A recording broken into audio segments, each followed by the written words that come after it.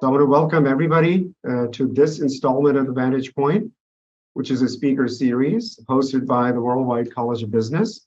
The purpose of the Vantage Point is to offer a platform for thought leaders from across industry on various subjects to discuss topics which impact and improve business and organizational performance. This year, in 2023, if you saw the last Vantage Point, we are dedicating an entire year to the topic of sustainability.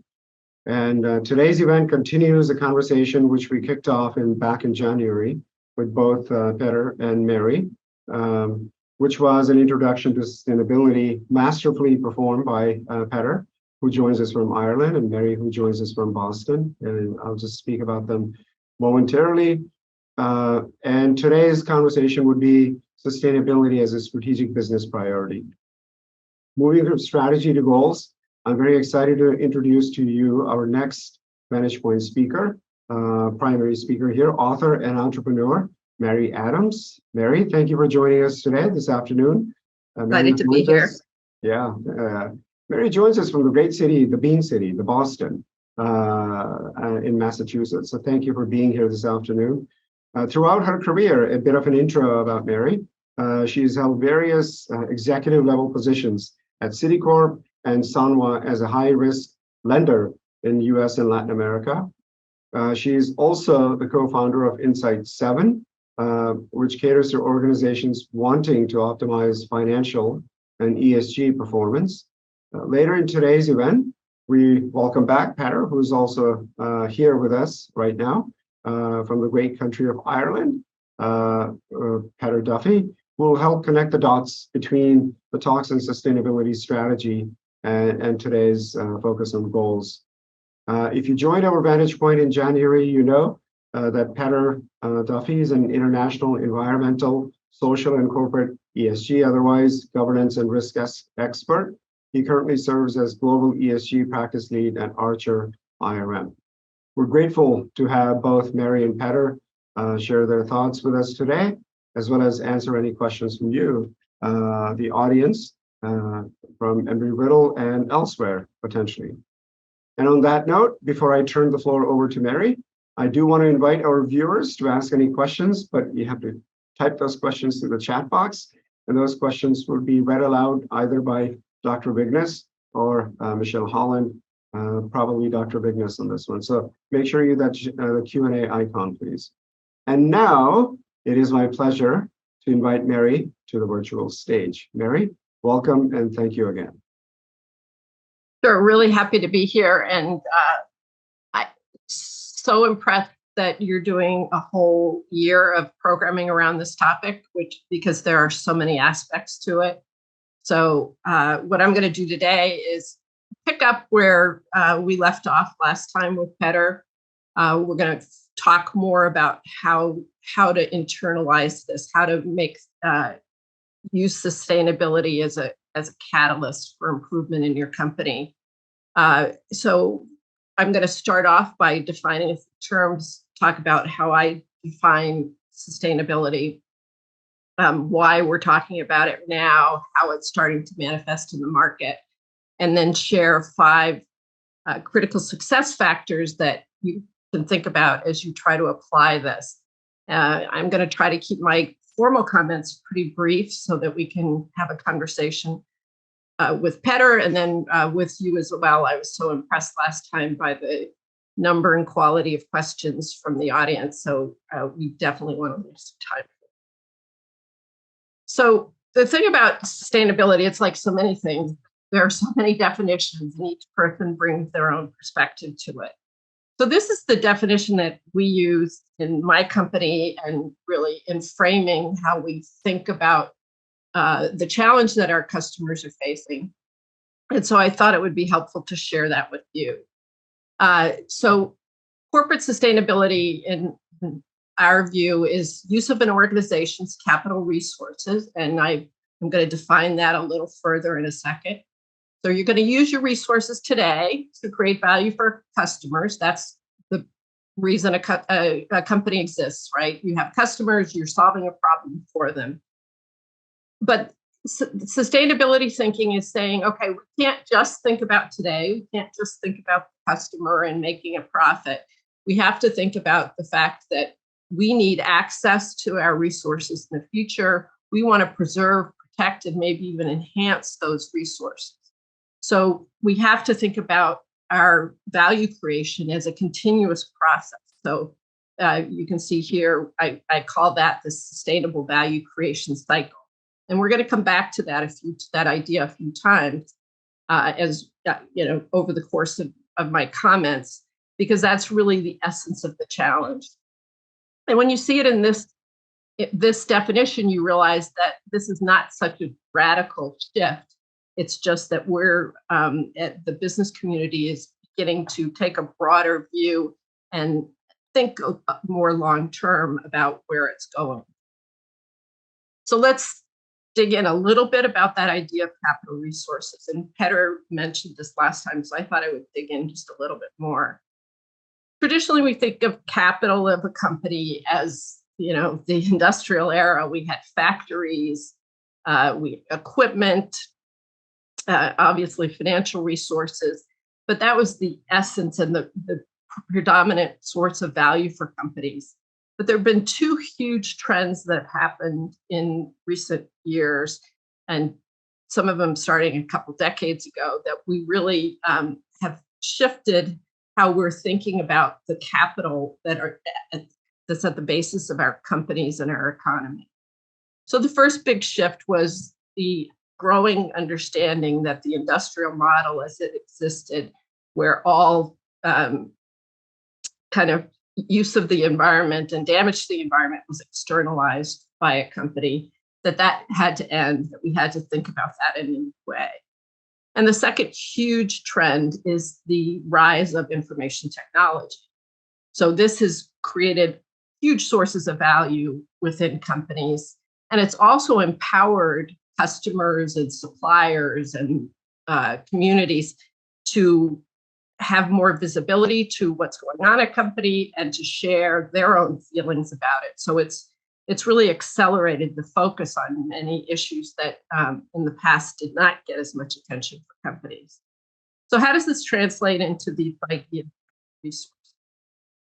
The first kind of category is the financial capitals, the structural and intellectual. That's all of those new assets, data and systems and design that have become so critical to companies' success.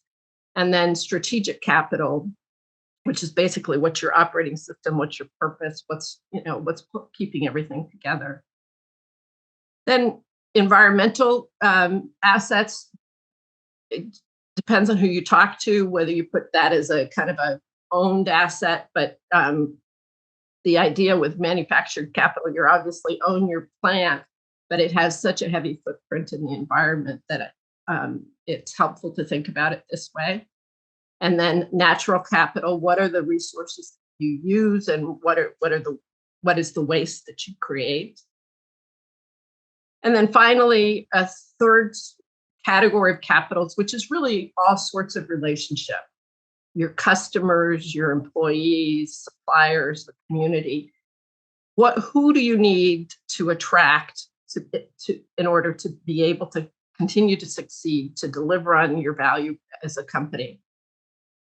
So this is a very abstract the first time you see it, but if you think about what's happened with market valuations, again, Petter shared this last time, so I won't go into it too much, but basically this is a calculation that says what's the net asset value of companies in the S&P 500 and compares that with their stock price. And then the gap is basically the intangible.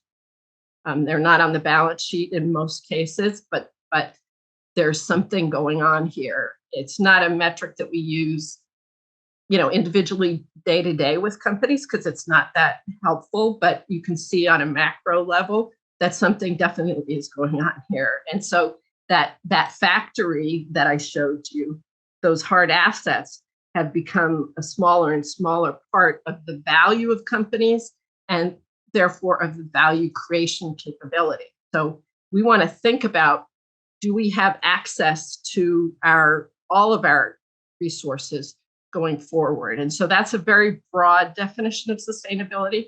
And I'll just bring it home a little bit more and use one specific example. So Federal Express is a company we all know. I like to use it because I think the contrast is really helpful.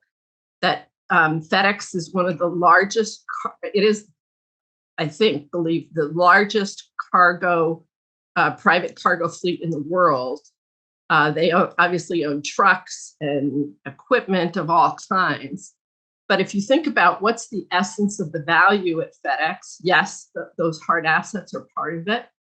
But what about the incredible amount of data that they have on customers, both sides, right? That they deliver for, that they deliver to, customs information and relationships in over 200 countries,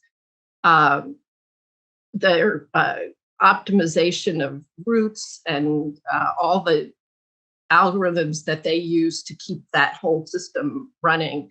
And in fact, sometimes when I do a workshop with this, I ask people to make the choice. If you had to give up all of the hard assets or all of the intangibles, which would you choose?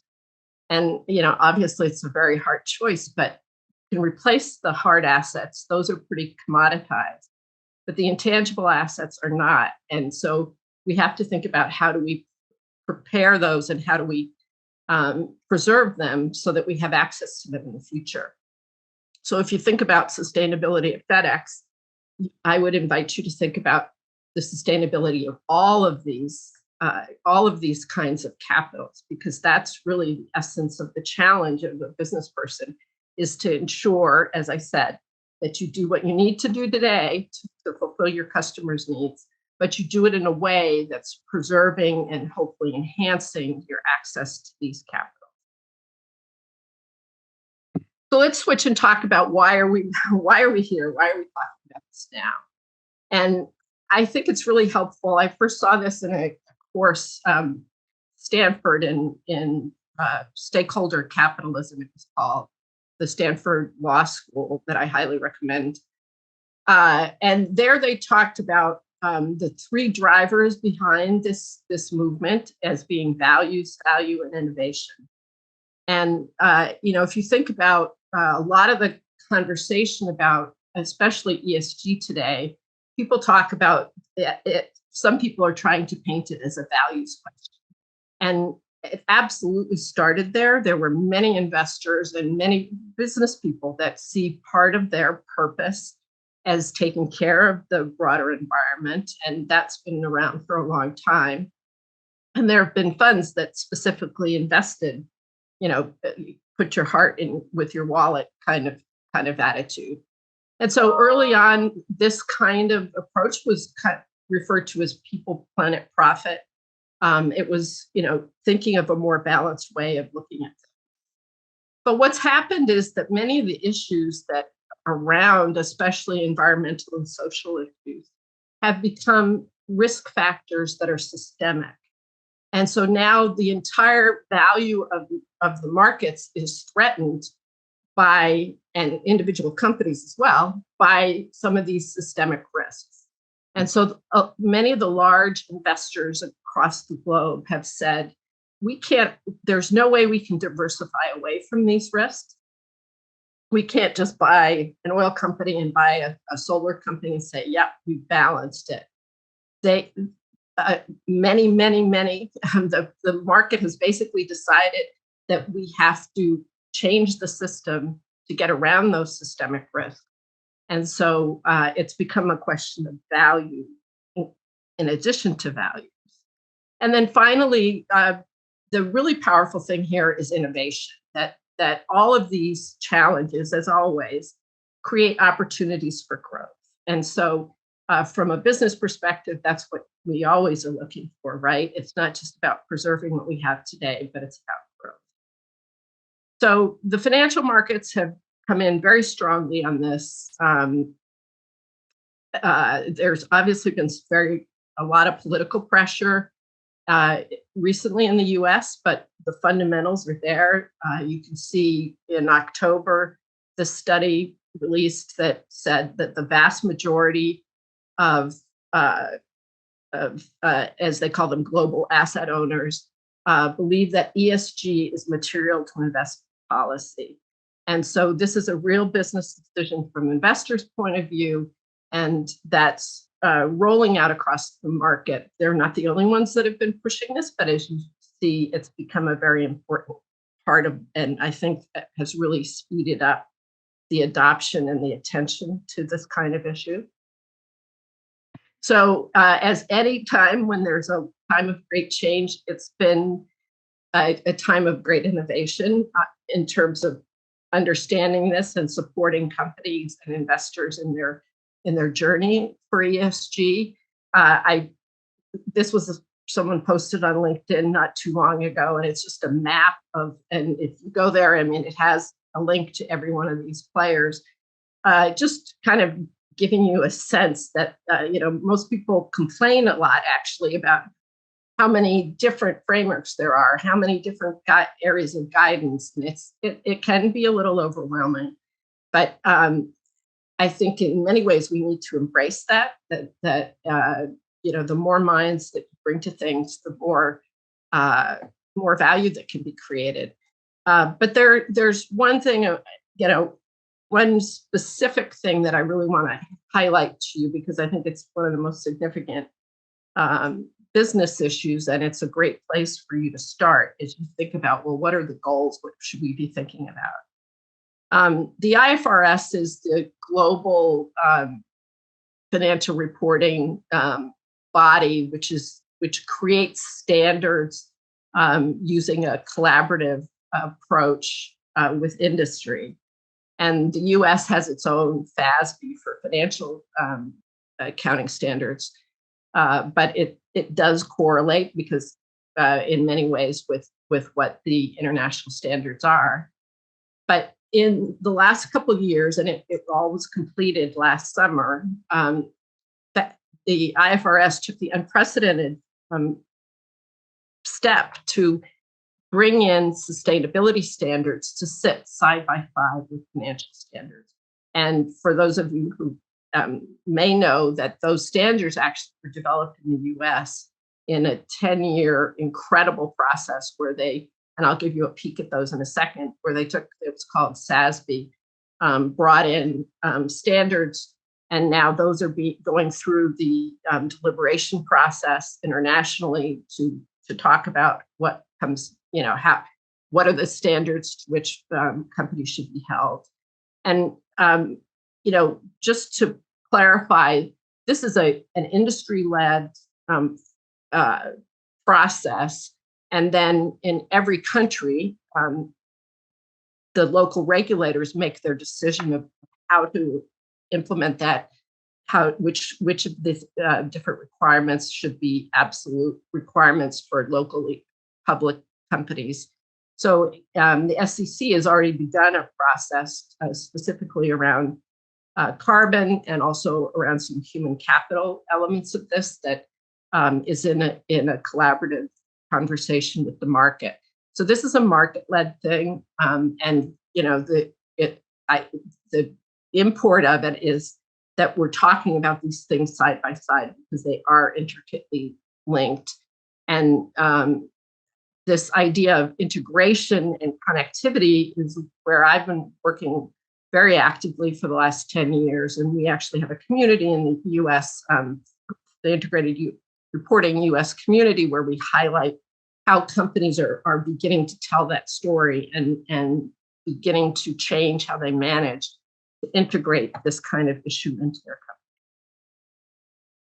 So just a peek, these standards have 11 industry groups. There are 77 standards within them. You can see aerospace and defense is in what they're calling the resource transformation group. And I'm not going to go over it, but there's a link here. The standards are available for download freely by anybody. This is just a screenshot of I forget the count of this particular one. They're usually a couple dozen key metrics that they recommend companies in an industry consider. So you can see it's very diverse: energy management, waste management, data security, product safety, fuel economy, et cetera. So the point is that this is saying what is material to the financial and corporate value of a company. And this is the market saying that we need to have attention on these. So as you begin to think about how to approach this, if you're coming to it for the first time, which is pretty rare these days, but this is a good place to start. It's not a bad place. And I know that you have more programs coming up where you're going to go into it in more detail for your industry. So to close out my formal remarks, I'm going to give you 5 ideas, critical success factors that you can use to make an impact, to think about how do you integrate this into your business. So I'll return to that values, value, and innovation slide as the first one. It's really important to be able to talk within your company with your stakeholders about why are we doing this? And there will be, and there should be, elements of all 3 of these aspects in what you're doing. So, be able to talk about your purpose and then how this is an important risk and an opportunity for your company, and how that all comes together. So that's the first one, is know your why. Then check the box, which makes it sound like it's really easy, and it's not. But it's not required. Many of these sorts of data are not required now, but already close over 90% of companies in the US are reporting some kind of sustainability data. Over time, that's going to have to be auditable. And so, companies need to begin to think, how do we get this information together? How do we do it in a way that we have the policies and controls so that we can validate where the data came from and that it's correct, right? So, you have to be able to do that. That's becoming like the table stakes here. But of course, nobody's asking for this to be reported just because they're casually interested. It's because, as we said, they are material issues. So the real question is, how are you going to move the needle? And so you need to be able to make decisions that balance financial and operational and sustainability performance. I like to make the analogy that it's like everybody's knows how to juggle the first 2, right? How are we doing? Are we getting the right financial return on it? But now somebody's thrown another ball at you and said, oh yeah, but you also have to start considering sustainability. So you have to think about, how are you going to create the mindset and the infrastructure to be able to deliver on the promise of those 3 balls that you're juggling. As you do this, the really, really, really important thing to remember is that this is a team sport. This isn't something where you sit in an office on high and you say, okay, we're going to move this, we're going to start telling people what to do.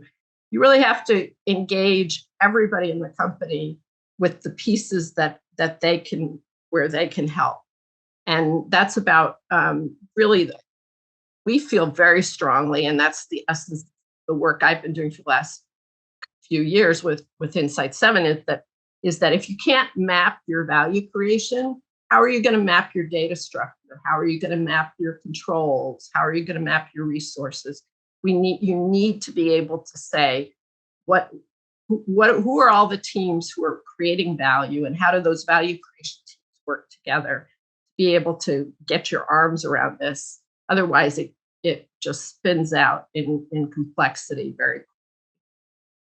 And then finally, if you have each of these teams and you're able to structure your data and your decisions, you can see it on an aggregated basis, but you can also see it at the team level. And the 2 areas that I recommend that you think about are, how are we doing today, the current health, is that as good as it should be, or should we be doing better? And then how are you going to take that information and move it into an ideation and innovation system so that you can move the needle ultimately? And the final kind of idea that I'll leave you with on all of this process, how do you make a difference? How do you make an impact, move the needle? If you're not able to embed sustainability into your resource allocation and your investment decision, you're not going to really change. And it really is just a very fundamental business decision that you have to be able to address. So I hope these slides will be available for download. This is just a summary of those 5 basic ideas. And I'll leave it at that and ask Petter to chime in.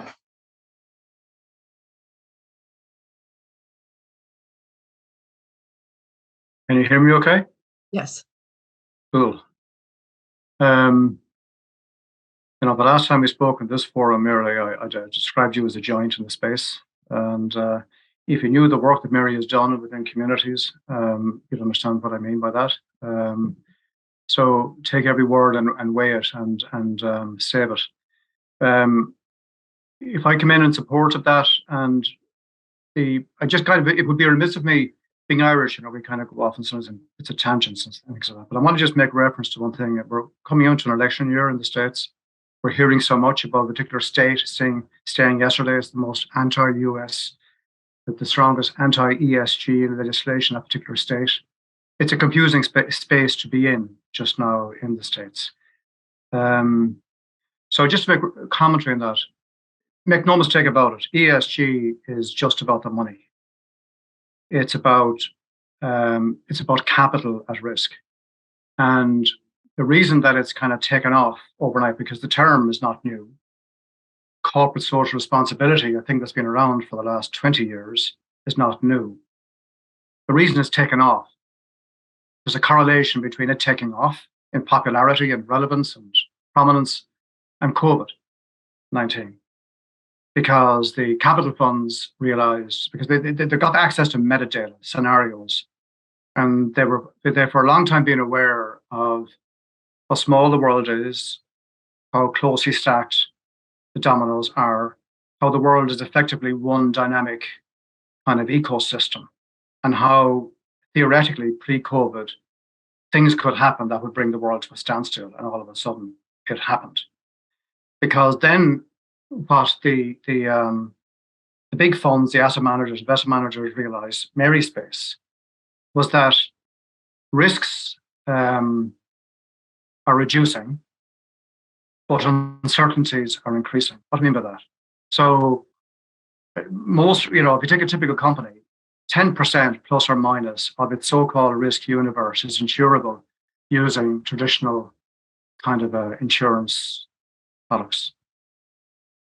And the 10%, let us say, that you can insure are insurable. Like I can insure my home against fire, my driving against a car crash, because I can measure probabilities on a scale of between 0 and 1.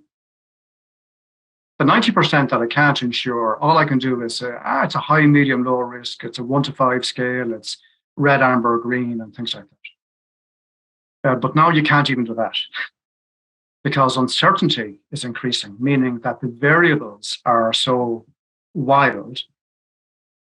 The 10,000 years of technology advancement in this century alone, and all the other factors, not least of the multipolar world, the geopolitical risks that we're living through today,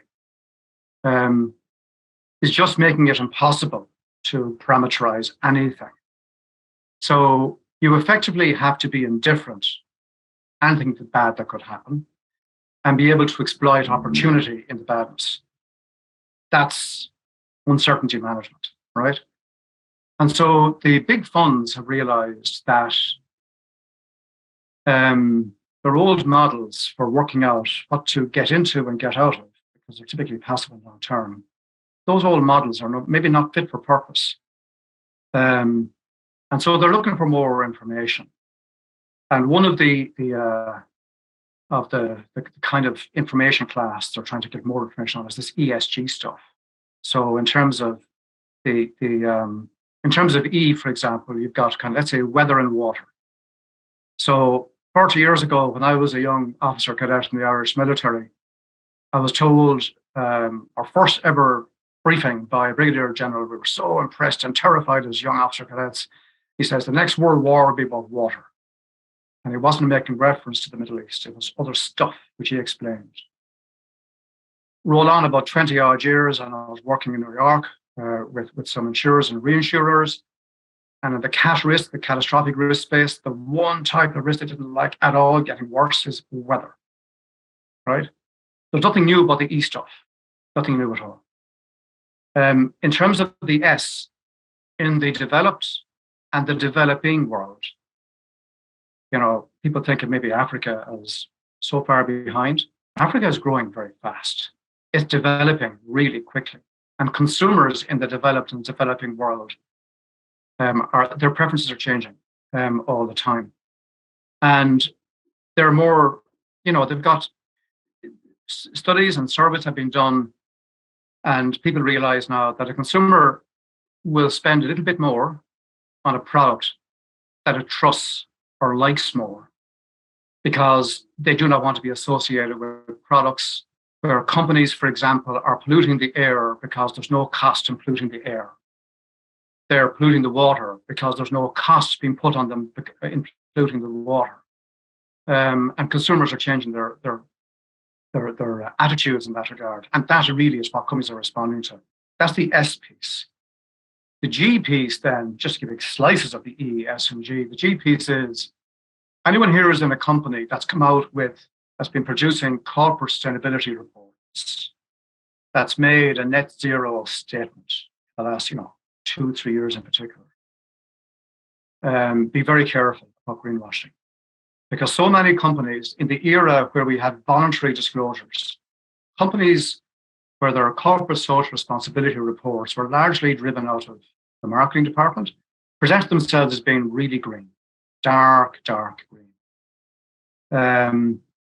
And a lot of those companies now are beginning to qualify what they said before, because all they're short of is an allegation of greenwashing, that they over-greened themselves in the voluntary era. And now you're beginning to see Dear CEO letters from the SEC. We notice what you said in your CSR, but over here there's no correlation with 10K, for example. You've got this dark green rushing now to become light green to folk that were absolutely fake green. So you're going to see more news. I think we're going to hear more about greenwashing in the context of the fake green people. And the last thing I kind of make reference is that I'm a commissioner in a thing called the Value Commission. And there's a growing idea now that a chief financial officer, his or her title will change to chief value officer going forward, because to the earlier slide that Mary had, most of the assets are intangible, not tangible. And I'm part of a group of people in the world that are working feverishly in 2 years' time to make available an open source database where you'll be able to put a number that everyone can relate to, a financial number, to all these kind of intangibles, the impact I have on water, on air, and so forth. It's a very simple formula. Scale times a factor or conversion factor equals valuation, right? And so that's the way the world is going. Like, accounting is changing, it's being turned on its head and so forth. So I guess my message here in support of what Mary is saying is, this is all about business. This is all about risk and nothing more. I hope I've in some way kind of supported your perspective there, Mary. And just be aware as well, we've gone from 2 years ago to kind of really a world of voluntary standards to now all of a sudden overnight. In the first 6 months of this year, you're going to have the 3 global regulations, in fact, not necessarily all in place, but the standards will be published. The first is out, SEC next month, the rest of the world in June. And you've got a timeline there over the next 2 to 3 years that the world is going to have this kind of environment of mandated disclosures. So it's a wild space. It's incredibly complex, but on the other hand, once most of the heavy lifting in doing what you need to do to satisfy the standards and the regulations, it's mostly an administrative lift, because all the information you require, all these data, it's actually accessible. It's just not easily it's available, but it's not easily accessed. It's buried in layers and so forth. And once you get through that, it's almost like the soxification. SOX was hard, Sarbanes-Oxley. So the soxification is going through, ESG is going through this kind of soxification period. And in 3 or 4 years' time, it'll be straightforward. Hope that helps. Mary, would you challenge me? So I'm listening to you, and then I'm seeing there's some great questions that folks have asked in the chat, and I think that it kind of puts a finer point on all that you've been saying, Peter. That when one of you said the opportunity for innovation is large, resources are limited. How do you prioritize when a company can have the most impact?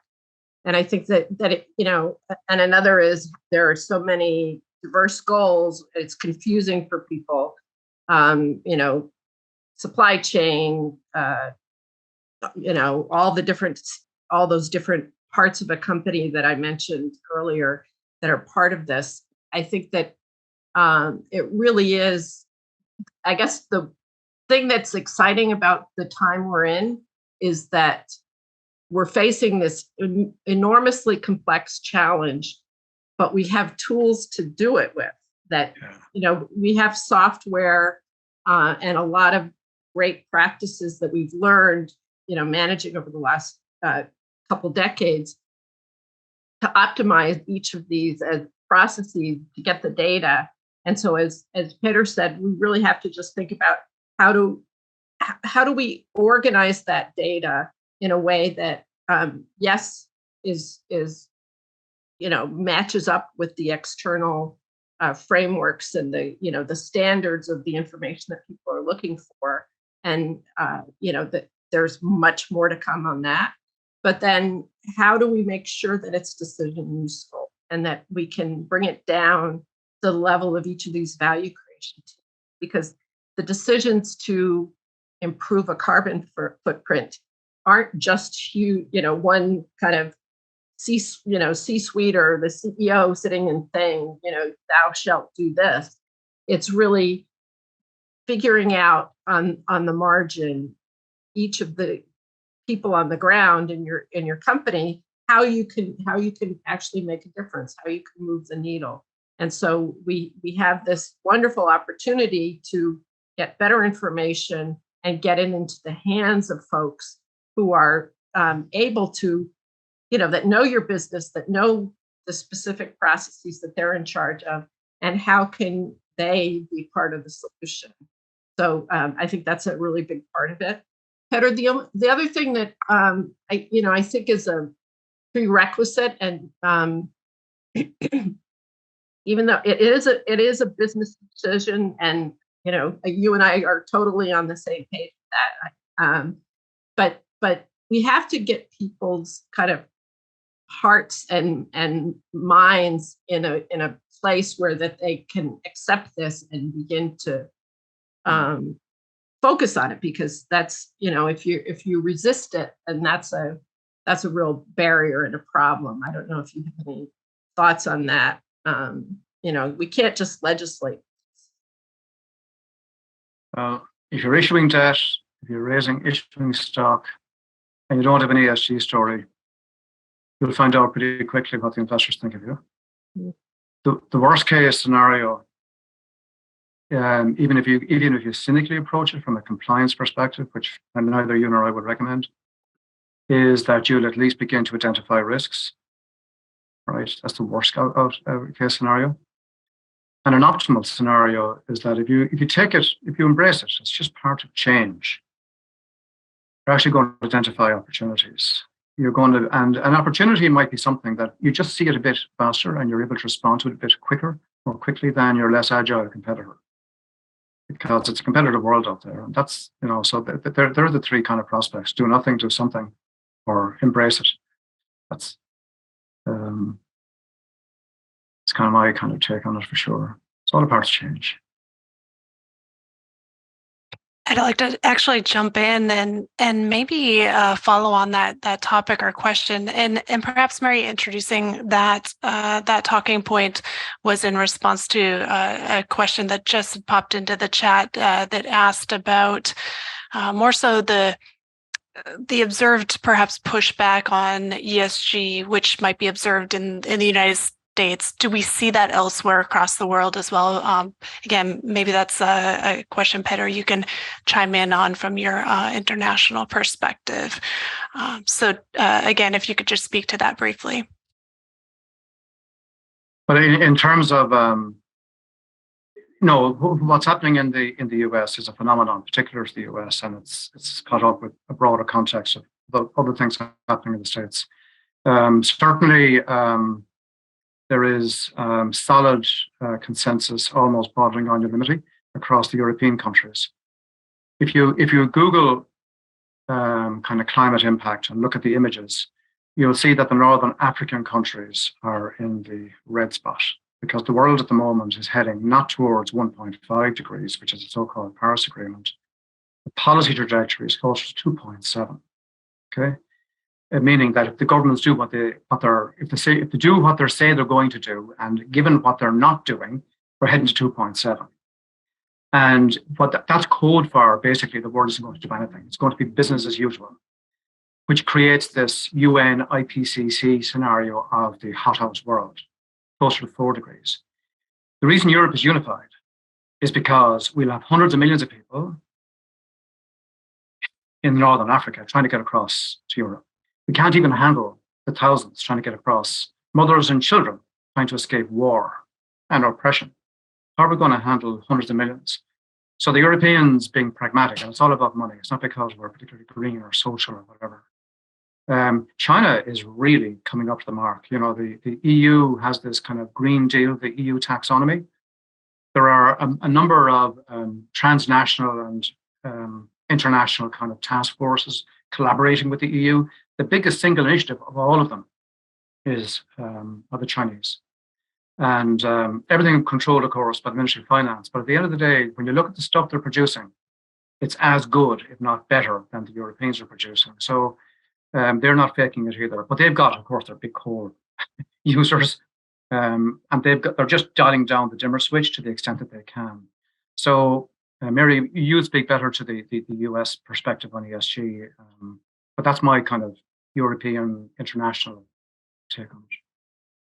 Yeah, I'll just chime in that I think in the US, that's why I really always use that values, value, innovation trio, because it's easy to pick on one of those three and say that this is just people trying to impose their values on the rest of the market. But as I hope you've gotten a sense from our conversation here, that while that's been there for a long time, that's not the catalyst that really is driving this now.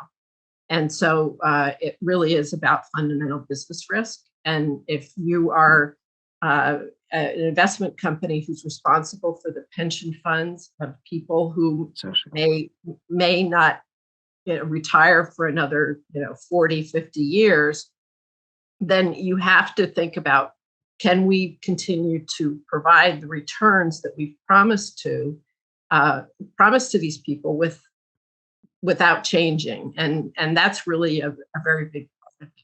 So I think we have to understand the market forces behind it. And the other thing that I think is really important to point out, and is lost on a number of people, is that these kind of financial regulations, yes, the government plays a role in them, but it's usually a lagging role. The government doesn't come out and say, this is the way that you're supposed to capitalize a lease on your balance sheet.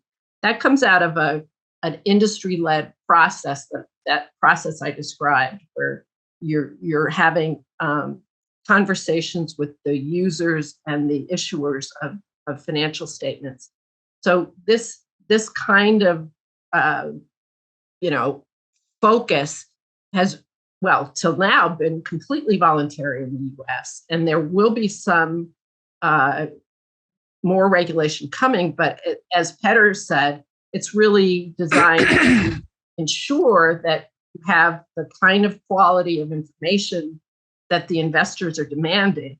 And that means that you have to have good systems internally. It has to be that there can be assurance on it, and that people can look at that data and have confidence.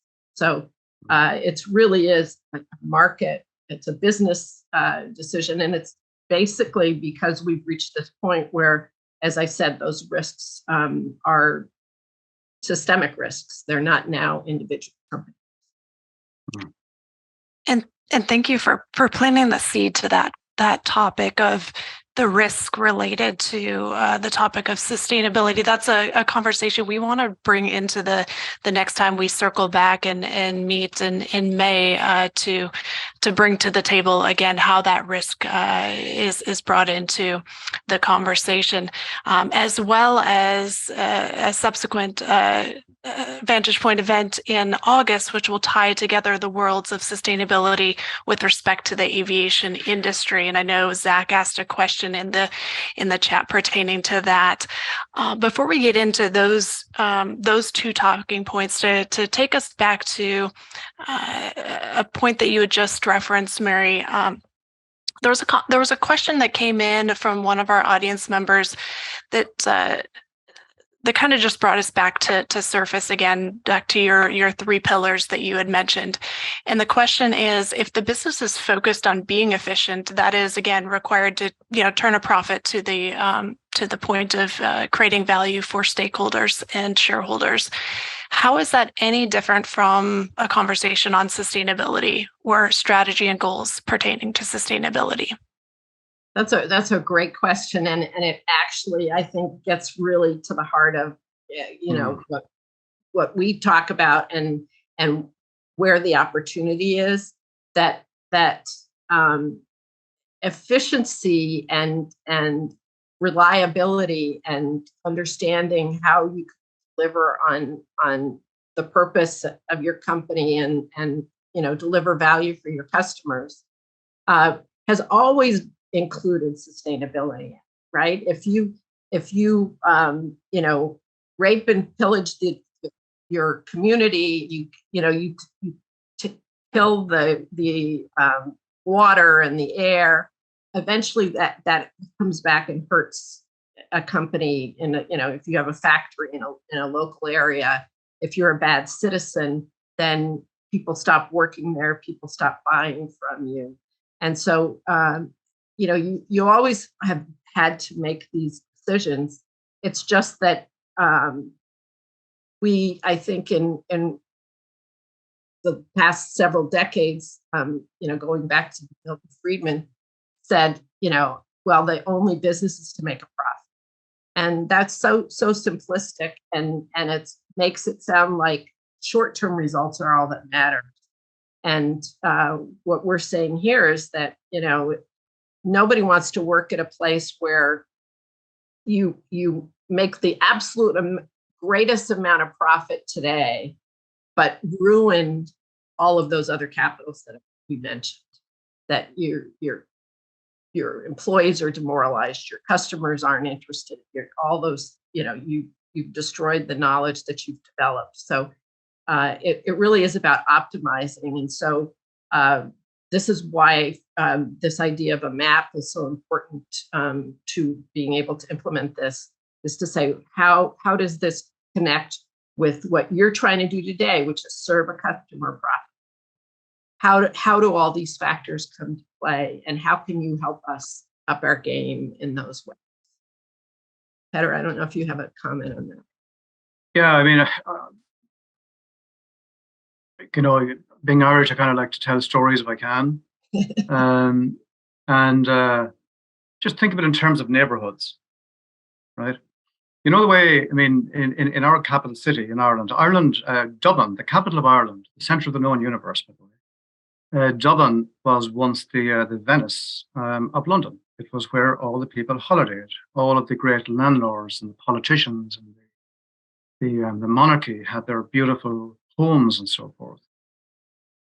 And then there was a rising, because the Irish were always fighting and rising up and all of that, and all the money left. And all those beautiful old homes became ghettos, right? The neighborhoods turned bad. Now, if you can imagine a neighborhood in any city today where you want to buy a corner store, right?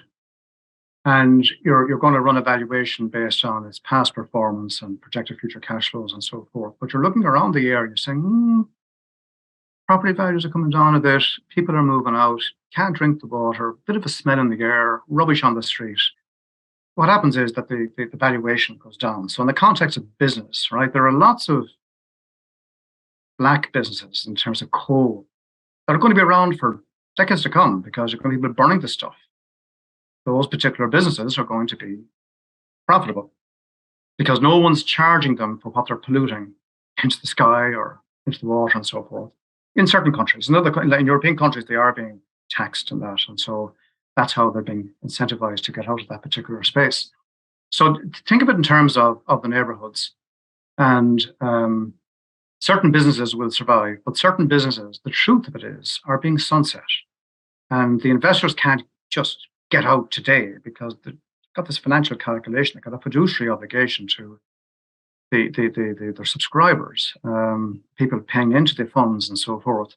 But they have sunset. They've decided when they're going to begin to exit, and they'll be gone before, at a certain point. It's inevitable. It's just mathematics.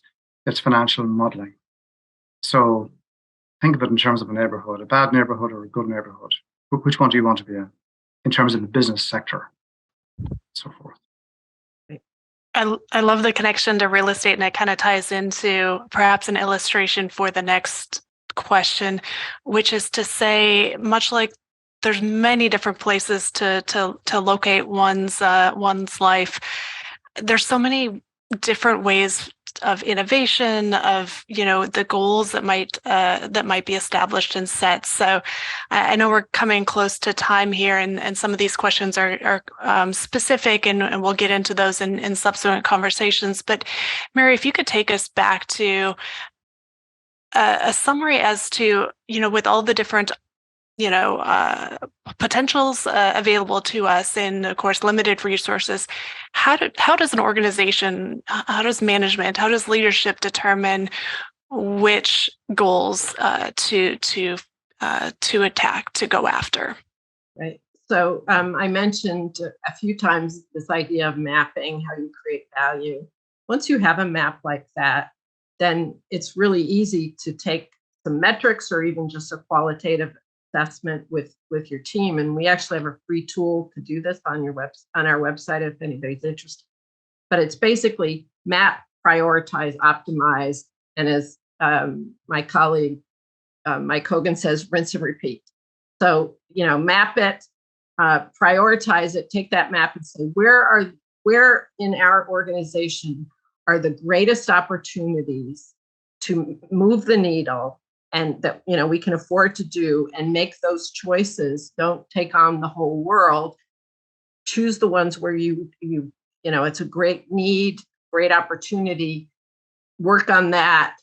Use those successes to go back and say, okay, what are the next areas that we should be focusing on? So, map, prioritize, optimize, and as you do that, the three ways of looking at where the opportunities are, it's where, the kind of the greatest opportunities is something where there's a high cost to it. It's, not performing the way you want it to, and the sustainability is low. Those are the opportunities where you can say, yeah, wow, if we address this, we could move the needle. So that's my advice.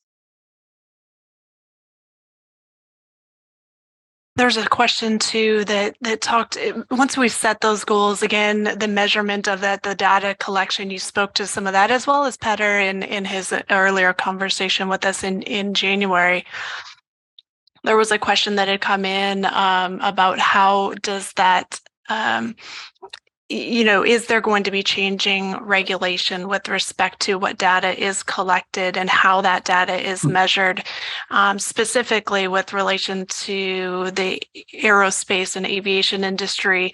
The bilateral airworthiness agreement doesn't require currently, for those requirements to be audited or for those records to be examined.